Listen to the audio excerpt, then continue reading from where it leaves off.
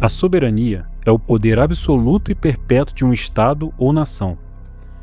O conceito de soberania afirma que cada Estado tem autoridade suprema sobre o seu próprio território, sem interferência de qualquer organização paralela, interna ou externa. E o Brasil, ele é de fato um país soberano. Nós temos fronteiras reconhecidas, nós temos bandeira, temos um sistema de justiça, temos eleições. E recentemente nós vimos que o Donald Trump, o presidente dos Estados Unidos, ele está fazendo um certo esforço para que duas facções brasileiras sejam declaradas organizações terroristas. Só que quando um país estrangeiro tenta enquadrar grupos criminosos que nasceram e cresceram dentro do nosso território, muita gente reage dizendo o seguinte: isso é uma grave ameaça à nossa soberania, isso ameaça a nossa soberania. Só que pensa comigo, que soberania é essa, que já não consegue controlar nem mesmo partes do próprio território? É essa reflexão que a gente vai fazer junto aqui hoje, então põe o seu fone de ouvido, relaxa e vem comigo que a gente vai entender melhor isso aí. Pessoal, esse conteúdo aqui é mais focado no auditivo do que no visual, tá bom? Então, se você quiser caminhar, treinar, fazer alguma tarefa de casa, fica à vontade, você vai conseguir acompanhar e refletir comigo do mesmo jeito. Mas se você também quiser parar tudo que está fazendo para consumir o que eu tenho a dizer, também não tem problema nenhum. Vai aparecer algumas imagens bem legais aí para vocês verem também, tá bom? Então, vamos lá, vamos pro vídeo. Recentemente a gente viu as notícias aí, nas últimas notícias, de que o Donald Trump quer classificar o PCC e o CV como terroristas, né? Foi uma notícia que caiu meio que como uma bomba, né, no nosso noticiário, em qualquer lugar a gente vê isso aí. Mas por que ele quer fazer isso? Ele quer combater fortemente, né, a intenção dele. Ele entrou numa guerra forte contra os cartéis que enviam drogas para os Estados Unidos, né? E o PCC, ele envia droga para mais de 28 países, ele atua em mais de 28 países, né? Algumas notícias aí já comprovaram isso. E o Donald Trump, ele fez o quê? Ele começou essa guerra e já começou pela Venezuela, né? Na Venezuela ele cercou o Nicolás Maduro ali, bombardeou e derrubou algumas embarcações que levavam drogas para os Estados Unidos. E nesse meio tempo ele já estava caçando informação para neutralizar o El Mencho, né, que era o dono de um dos maiores cartéis do México, que é fronteira direta com a dele ali, né? Só que ele enviou tanta informação para o exército mexicano que ele nem precisou botar tropa lá. O próprio exército mexicano já foi lá e já neutralizou o El Mencho.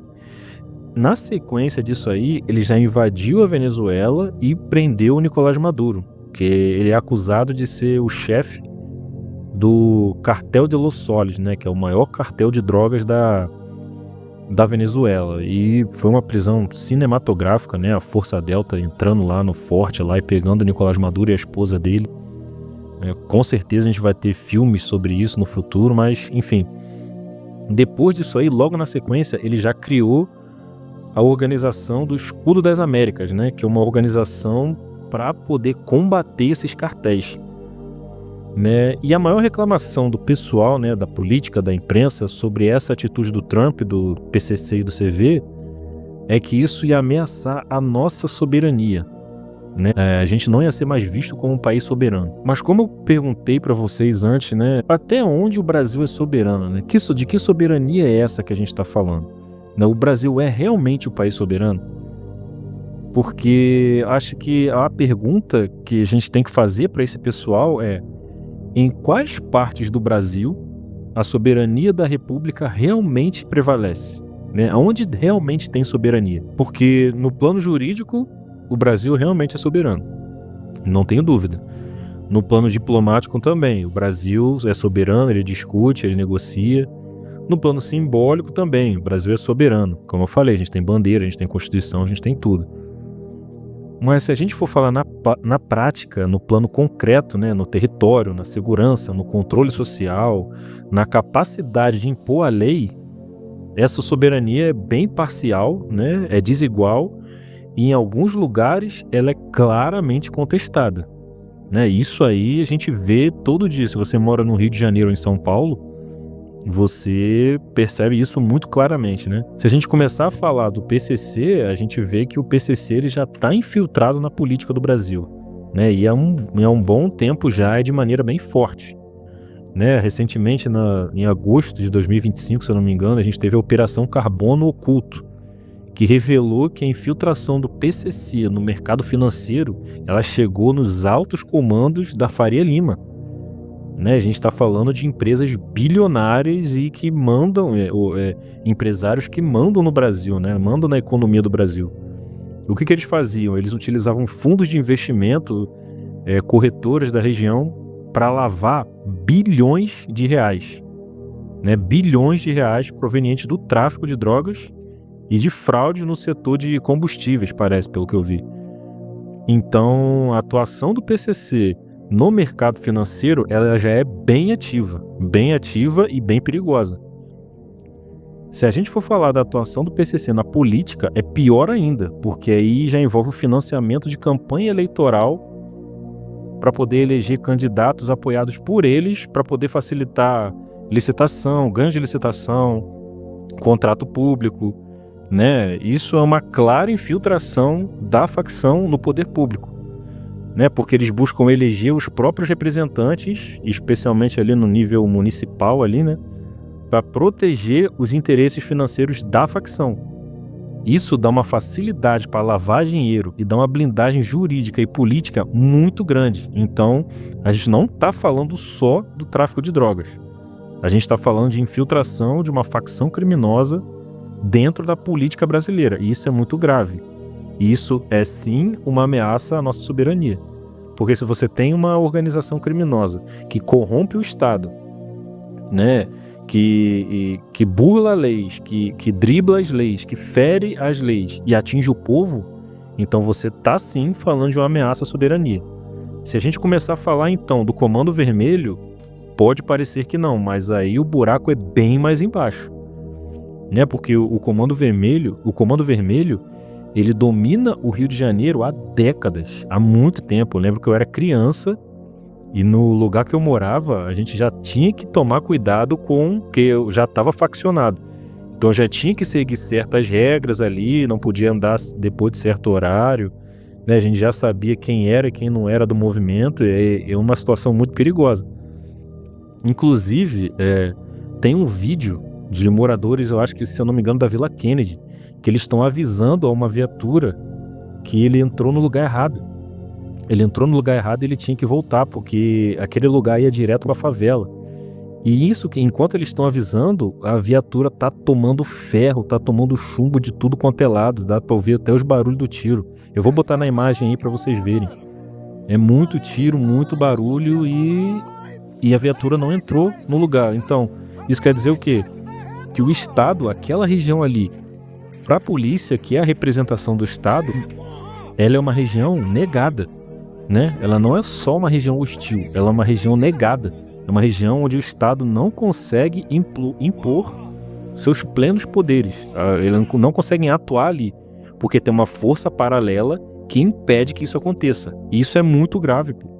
Entendeu? Isso é uma clara ameaça à soberania. Porque a gente está falando de um lugar onde a polícia não intervém, o Estado não intervém, as leis não funcionam e é a própria facção que impõe suas próprias leis.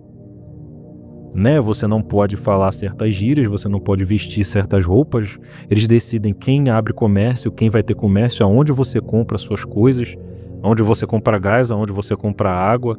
Né? O serviço de internet são eles que dispõem. Né? Então a gente está falando de um domínio territorial que vai gerar muito lucro para aquela facção e vai impedir o Estado de atuar ali. Né? E a nossa polícia, a gente pode até culpar a polícia por isso, que ela está corrompida e coisa e tal. Só que a polícia, o trabalho da polícia é basicamente enxugar gelo, né? Basicamente enxugar gelo, porque eles vão lá, igual na última operação mais letal que teve, né? Eles subiram no Complexo da Maré, eliminaram dezenas, centenas de traficantes, de bandidos, e tudo continua normal. O tráfico continua normal, o perigo continua normal, né? Inclusive o Rodrigo Pimentel, ele fala isso, que teve uma operação que ele foi, que ele prendeu uma quantidade de droga muito grande e ele pensou, bom, agora sim, agora a gente desmantelou o esquema. E ele subiu o morro no outro dia e tava lá o traficantezinho vendendo droga do mesmo jeito, da mesma maneira. Então é isso, o trabalho da polícia tá basicamente enxugar gelo. Não tô dizendo que é incompetência, pelo contrário, eu acho que a polícia do Rio de Janeiro, a polícia do Brasil, eu acho que é muito boa. Só que não adianta eles chegarem lá e neutralizarem um monte, no outro dia tá tudo rolando normal, como sempre aconteceu, né? Só que essa droga, até chegar na favela, ela vem de algum lugar. Essa droga e essa arma, ela vem de algum lugar.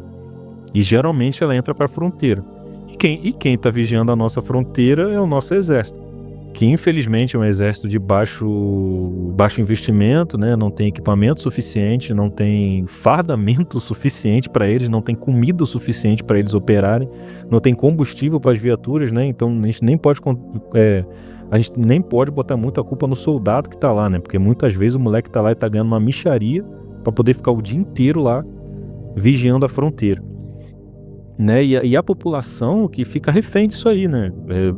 A população fica largada pelo próprio Estado, que o Estado não entra lá, ele tem que ficar com barricada na frente da casa dele, o morador, e barricada é uma humilhação muito grande. Tem um dado que diz que cerca de 25% da população brasileira, mais ou menos aí 50 milhões de pessoas, estão vivendo em áreas dominadas por facções criminosas. Isso é muito grave. Porque a gente está falando de 1/4 da população brasileira. 1/4 da população brasileira está vivendo sob regime de facções criminosas. Aí você vai dizer que o Estado é soberano nessas regiões? É muito difícil dizer. O Brasil, nessas regiões, não tem soberania ali, porque quem manda na região é a facção e os moradores têm que seguir os planos e as regras da facção.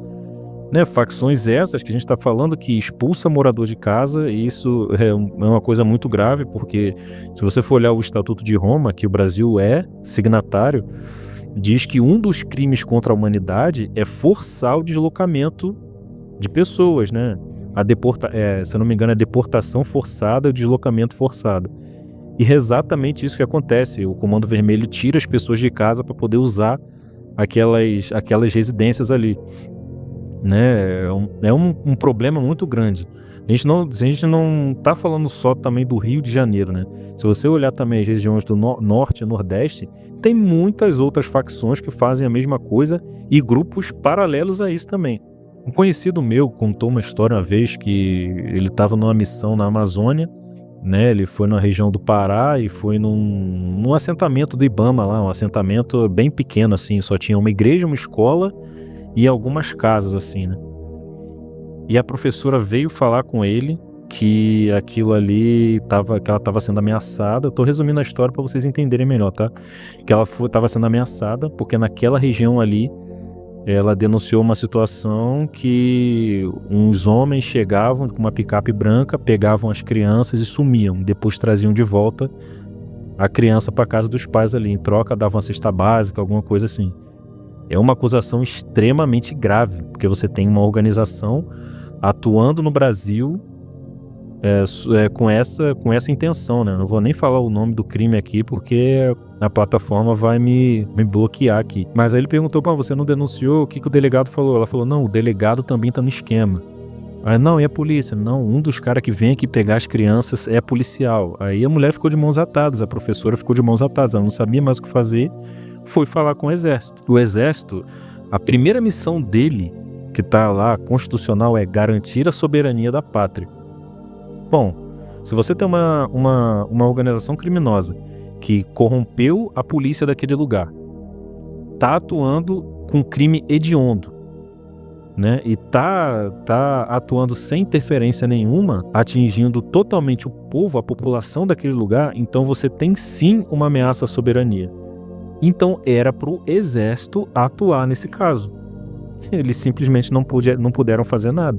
Ele passou a situação por superiores dele e não soube mais o que aconteceu. Ele não sabe como é que terminou essa história, não sabe o que houve com a professora. Até hoje eu ouço essa história aí e eu me pergunto o que deve ter acontecido com ela, né? Como é que será que ela tá hoje, né? Então a pergunta que a gente tem que fazer, pessoal, não é se o Brasil é soberano ou não. O Brasil é sim um país soberano. Independente se tiver organização terrorista ou não, se os Estados Unidos invadiu ou não, o Brasil é um país soberano. Mas a gente está falando do ponto de vista legal. Do ponto de vista legal, Mas na prática, a pergunta tem que mudar. A pergunta é: até onde vai essa nossa soberania? Em quais lugares ela funciona e em quais lugares ela não funciona? Né? Isso é uma reflexão que a gente tem que ter. Né? Eu expus aqui alguns argumentos aqui e eu acho que o Brasil é sim um país soberano, nós somos um país soberano, nós tomamos nossas próprias decisões, mas em alguns lugares essa soberania ela simplesmente inexiste, ela não funciona, não aparece e não está nem perto de aparecer, tá? Esse foi o vídeo, muito obrigado por ficar aqui, deixe seu like se você quiser que eu fale sobre mais algum tema ou mais alguma coisa. Aqui eu falo geralmente sobre geopolítica, né, sobre o mundo, sobre coisas que acontecem no mundo, algumas atualidades e temas que me der na telha, tá? Muito obrigado por ficar aqui, esse foi o vídeo, agradeço a sua audiência, deixa seu like, comenta aí o que você acha sobre a nossa soberania, né? Valeu, até a próxima.